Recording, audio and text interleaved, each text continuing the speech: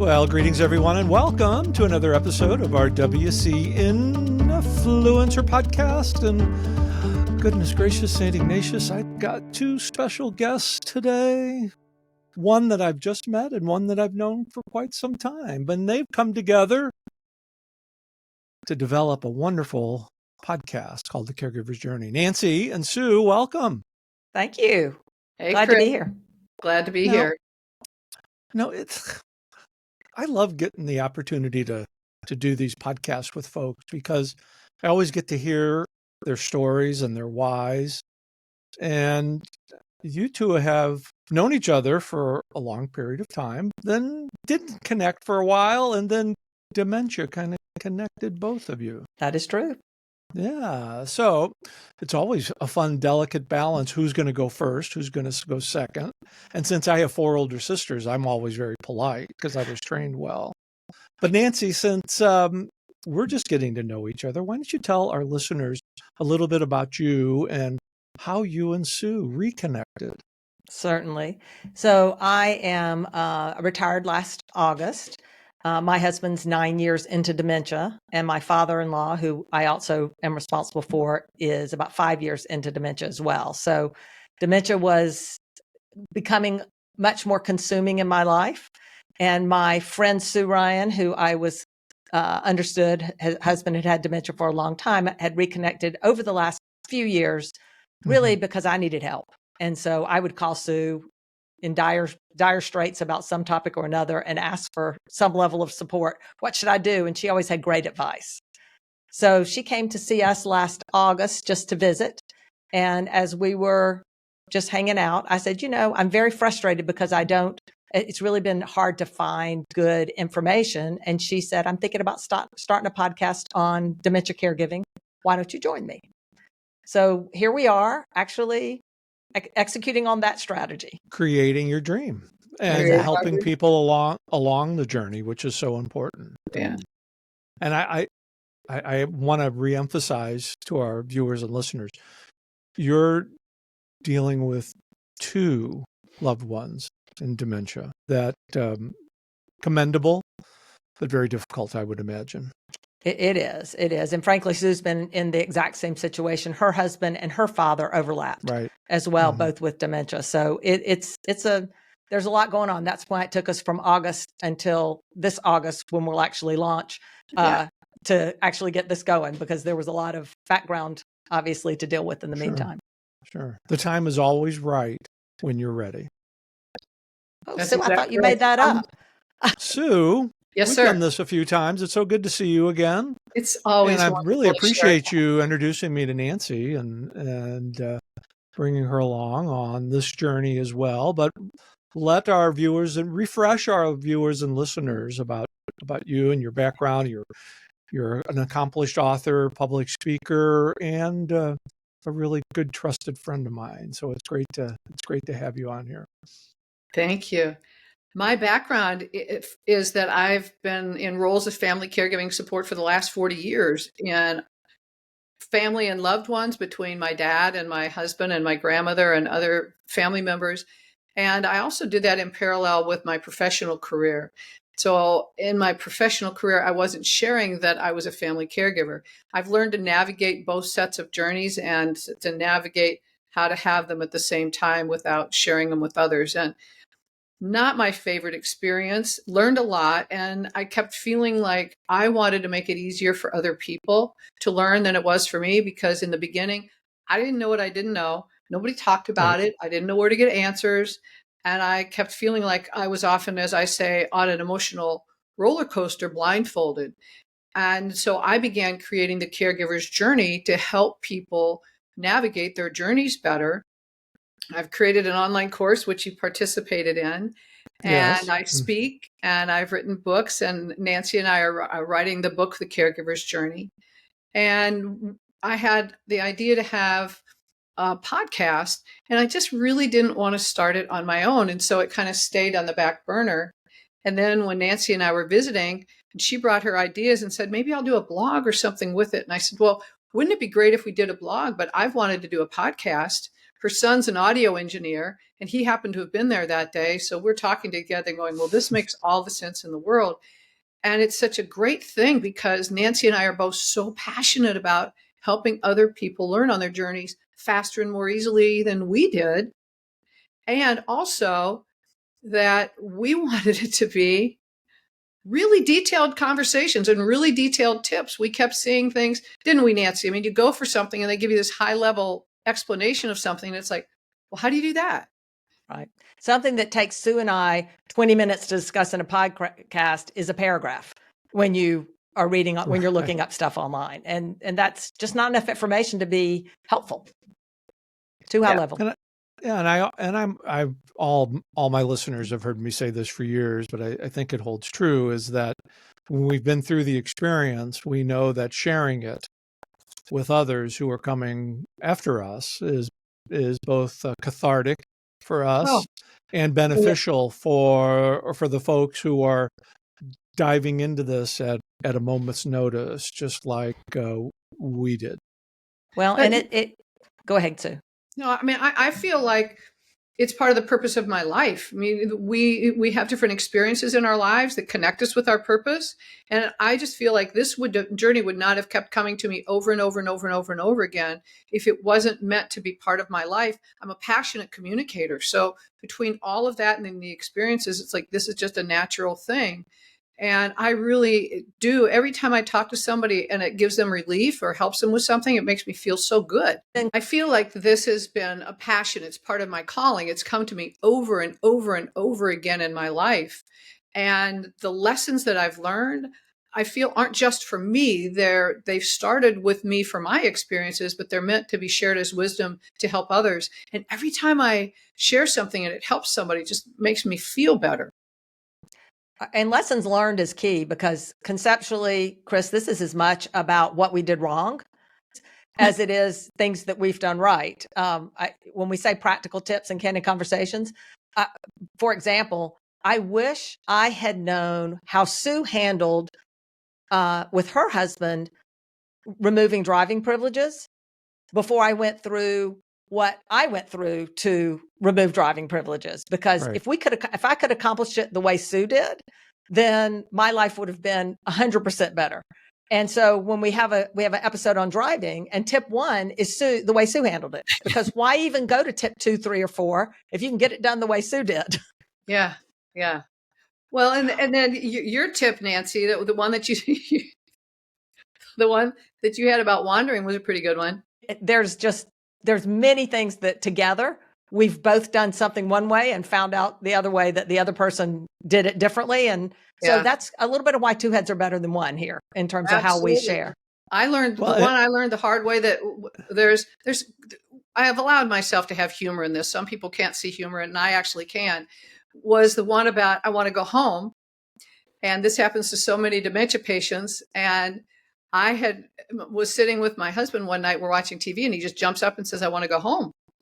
And I hadn't learned the lesson yet, and we're sitting in the living room, and I said, "Well, honey, we are home." He goes, "No, we're not. I want to go home." And he was really firm about it. And I was trying to figure out anything I could do. The outcome was not that great. Went to the next support meeting, and somebody said, "Well, home is not a physical place. It's a feeling. They want to feel safe, so you redirect." And they said a great example of that is take them to Walmart.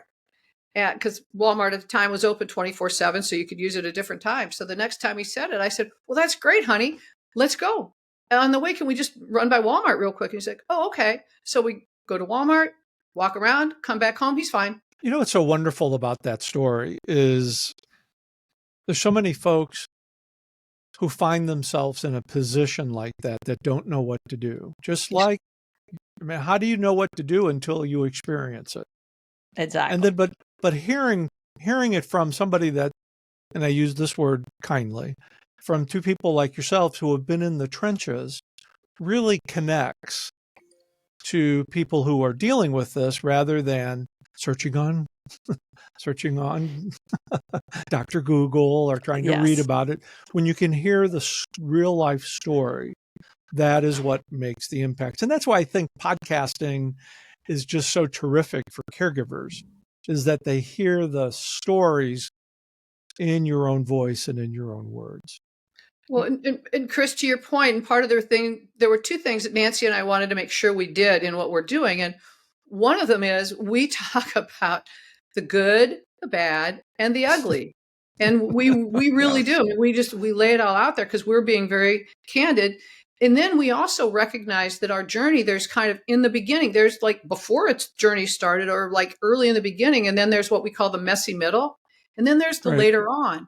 And so we put tips together that are based on where our care receivers are in the journey because it changes.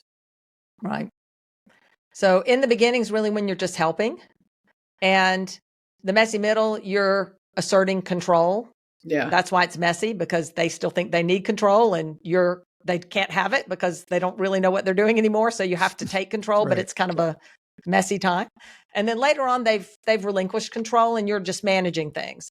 But how you handle someone with dementia in each one of those seasons is very different.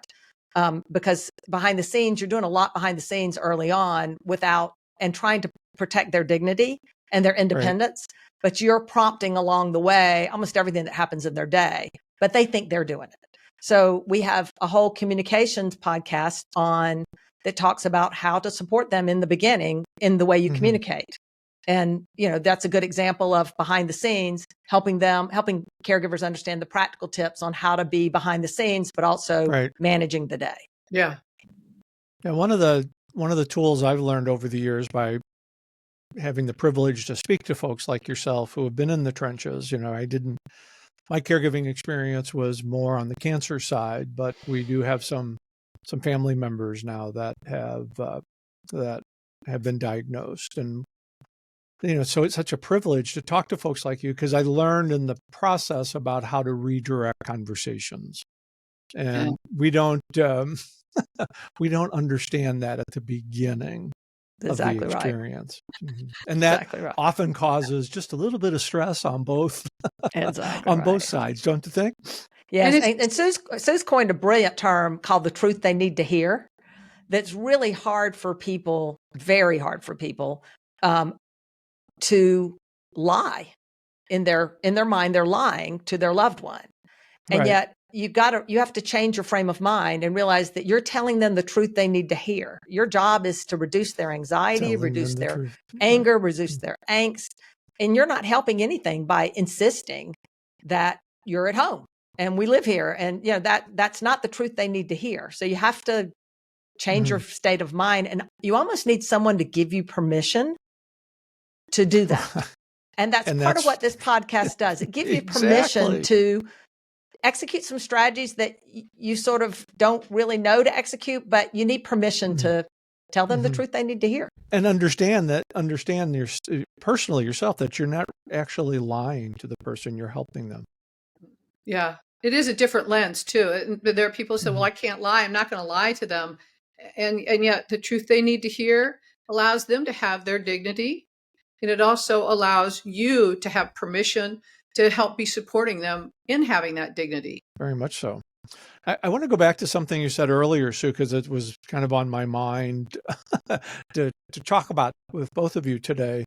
But you brought it up earlier about caregiving and workplace. Yes. And you said something very profound about how you didn't share your caregiving experience in the workplace, but we're seeing a change in that philosophy. And I think COVID had a lot to do with it, but we're seeing the caregiving phenomenon really taking hold, where people are more apt and feel more comfortable about talking about caregiving in the workplace. And I really appreciate it. The two of you could share how that manifested for the two of you in your work experience. Sure. In my journey, I couldn't share that our organization that I worked for didn't acknowledge that identity group of caregivers. And I wanted to make sure that I was being given the opportunities that could elevate my career. And identifying as a caregiver would have put me in it, because I watched other people who did say they were caregivers and they weren't given opportunities and things like that. And so I kept that behind the scenes. One of the things one of my platforms, it's one of the things I really, really promote now, is going directly into businesses to help businesses navigate the growing crisis of family caregivers in business Right. and to normalize those conversations.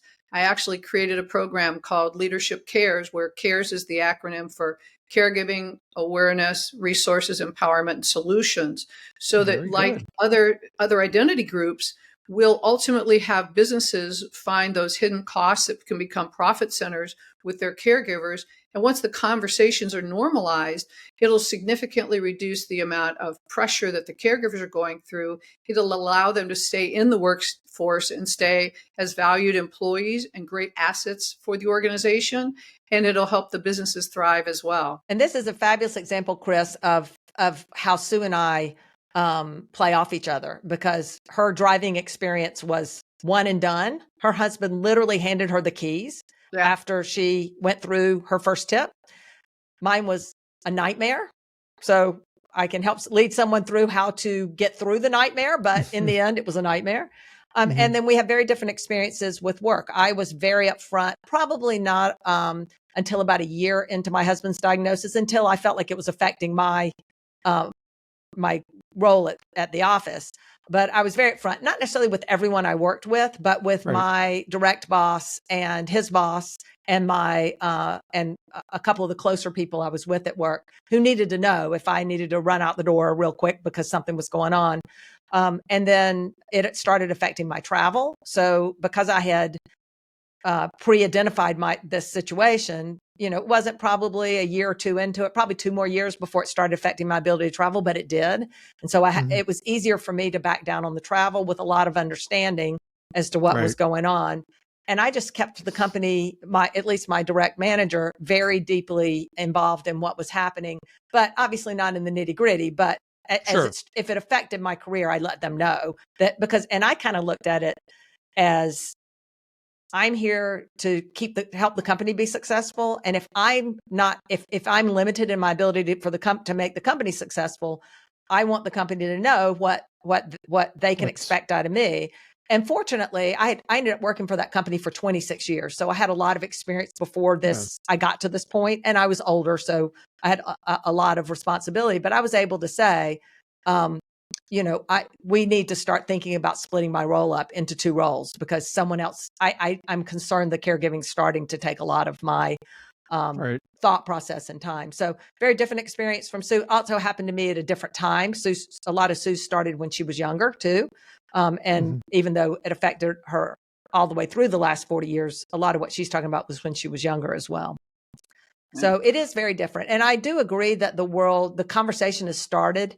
And that's an awesome thing. It's nice to see that, especially this month where there's a lot of awareness around dementia, is that the conversation has started around caregiving and how many people are affected by becoming a family caregiver, either part-time or even have to become full-time family caregivers. It's a huge responsibility, and it's also a big part of what's happening in the world, and it's happening exponentially. I think the numbers are, just in the US, there's today like 7.4 million people with dementia. And the expectation is by 2050, so 25 years from now, that there'll be almost 15 million people with dementia. So it's doubling. That many more caregivers are going to have to be involved. I just see, in the 15 years I've been involved in the care space as a caregiver and as an advocate, and then my 30 some odd years as a social worker. Oh goodness, did I really say that? I guess I did. How information has changed, and technology has changed, and it's going to continue to change. But I think what will be effervescent is the stories that we share, and sharing these stories in the workplace as you feel comfortable. It's very beneficial, not only to your employer, but to the other employees as well, because invariably there's a colleague that's in the same situation, looking for support. And I've heard of so many organizations that have, as the caregiver has come forward, it's kind of like, in a sense, coming out of the closet, where you can feel comfortable, and there's support there, and people, they understand those unexcused absences and those emergencies where he's like, you're looking at the phone and said, what's going to happen on this call? Exactly. But having the self-awareness to be able to talk as you feel comfortable makes a really big difference. Yeah. It's huge. And because caregiving doesn't discriminate and diagnoses don't discriminate, you can have the chairman of the board and they're a caregiver, and you can have someone in a more entry-level person and they're a caregiver. And the issues that people face are significant. The costs are getting more significant. And now that by the year 2030, there'll be more of us over the age of 65 than under. That pool of available family caregivers that back in 2010 was like 7-1. By 2050, that's going to be around 3-1 because so many of the former caregivers are now becoming care receivers. So at a time when we have more people who are becoming caregivers at an earlier age, you keep hearing the sandwich generation being mentioned. Right. Now that we have more and more family members becoming caregivers and at an earlier age, it's important for us to be able to normalize those conversations in the workplace, and then also provide solutions to help families be able to navigate as much as possible from the financial burden by doing things at home and bringing other people in and getting creative with it. And that's why we're doing this, is to really help. Boy, you just hit on a topic that I'd love to have another podcast with the two of you on. Sure. When the caregiver becomes the care receiver. Yes. That is that sheds light on a completely different aspect of care. And that's why I think 15, 20 years from now, there'll still be tons and tons of stories, but care will be different because of the army of people that have cared for their loved one, like the two of you are fostering change, not only in the workplace, but in the day-to-day care of folks, caregivers who have the challenge of dealing with a loved one with dementia. Goodness, I'm so glad that the two of you are connected here and bringing the caregiver's journey to the Whole Care Network, but it's going to be available on a lot of different places. So who do I want to put on the spot, or do you just want me to kind of reveal all the wonderful places? Why don't you do the magic? You do the great reveal, Chris. You did a great reveal. Well, yeah. Well, the podcast will be available on the Whole Care Network, goodness, Spotify, Apple Podcast, any of your popular podcast platforms. It'll also be available on the Caregiver's Journey website. Just come visit the Whole Care Network. We should have your landing page up and ready by the time this debuts, but you'll be everywhere. But not only is your podcast a great resource, you have a plethora of other resources available for your listeners. So why don't you talk a little bit about that as well? Sure. Because I have been passionately communicating about this journey for so many years, I am actually a speaker on this. I go into organizations and associations, and go to executive leadership meetings, and also talk to family caregivers about the caregiving journey. We created an online course called The Caregiver's Journey to help people navigate the journey from in the beginning, and even when it's still on the horizon, all the way through moving forward after your caregiving, not necessarily your grieving, but after your caregiving journey is done. I've written or co-written now 5 international best-selling books in the caregiving space.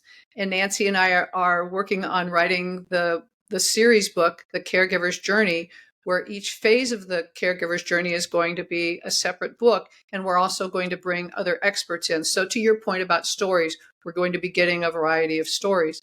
So we've got the podcast, and we're also putting blogs together.